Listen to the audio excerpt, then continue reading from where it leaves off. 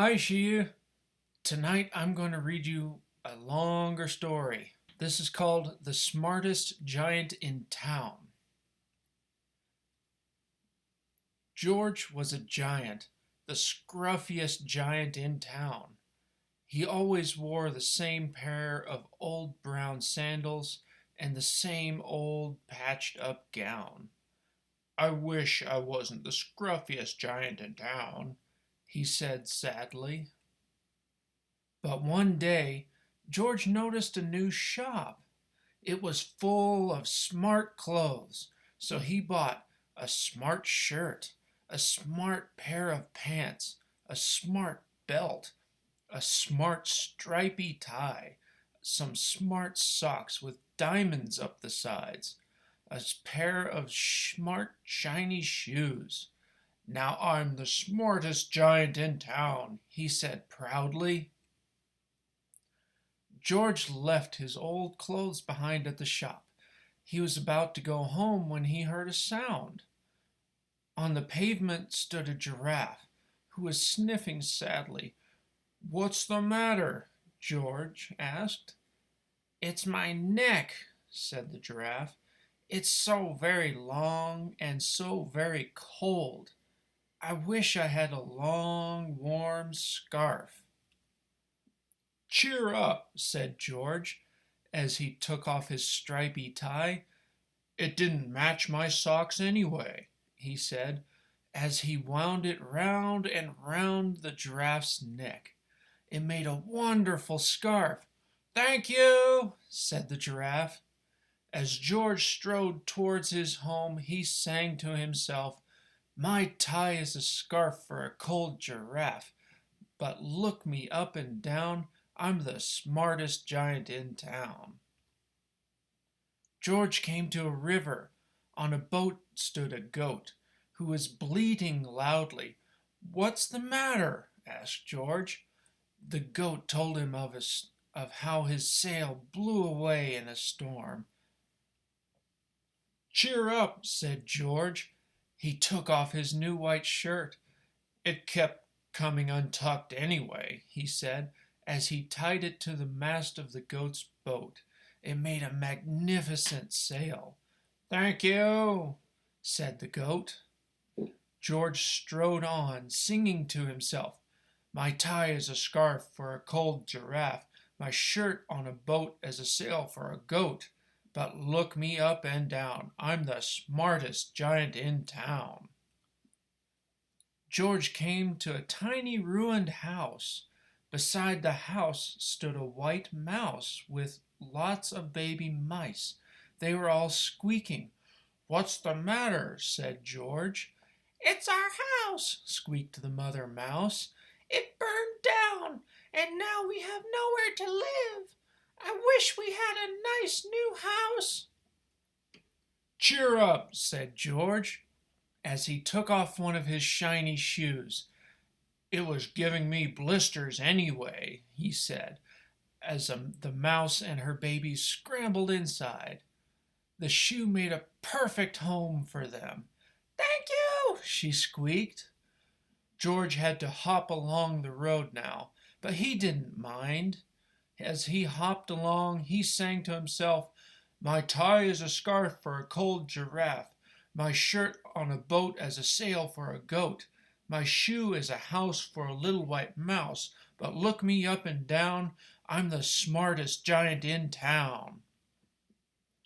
George came to a campsite. Beside a tent stood a fox, who was crying. "What's the matter?" asked George. "It's my sleeping bag," said the fox. "I dropped it in a puddle. I wish I had a warm, dry sleeping bag." "Cheer up," said George, as he took off one of his socks with diamonds up the sides. "It was tickling my toes anyway," he said, as the fox snuggled into it. It made a very fine sleeping bag. "Thank you," said the fox. George hopped on, singing to himself, "My tie is a scarf for a cold giraffe, my shirt on a boat as a sail for a goat, my shoe is a house for a little white mouse, One of my socks is a bed for a fox, but look me up and down, I am the smartest giant in town. George came to a big squelchy dog. Beside the bog stood a dog who was howling. "What's the matter?" asked George. "It's this bog," said the dog. "I need to get across, but I keep getting stuck in the mud. I wish there was a safe, dry path." "Cheer up," said George, as he took off his smart new belt. "It was squashing my tummy anyways," he said, as he laid it down over the bog. It made an excellent path. "Thank you," said the dog. The wind started to blow, but George didn't mind.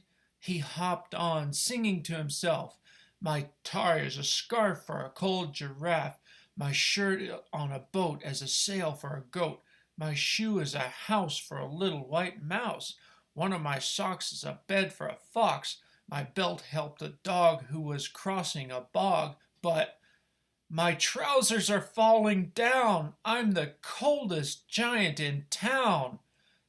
Suddenly George felt sad and shivery and not all that smart.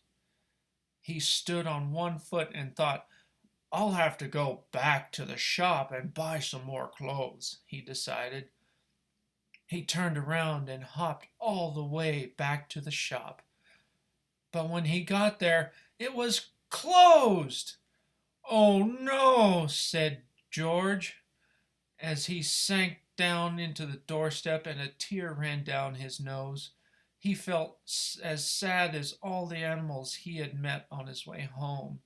Then, out of the corner of his eye, he saw a bag with something familiar poking out of the top. George took a closer look. "My gown!" he yelled. "My dear old gown and sandals!"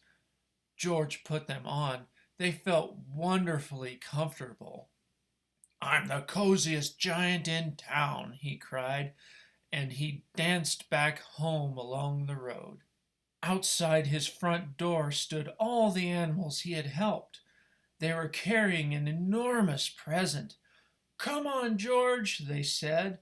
"Open it." George untied the ribbon. Inside was a beautiful gold paper crown and a card. "Look inside the card, George," said the animals.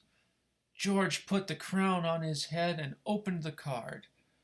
"You gave your scarf to a cold giraffe. Your shirt is on a boat as a sail for a goat. Your shoe is a house for a little white mouse. One of your socks is a bed for a fox. Your belt helped a dog who was crossing a bog. So here is a very fine crown to go with the sandals and gown of the kindest giant in town." That's all for tonight, Shiu. Good night.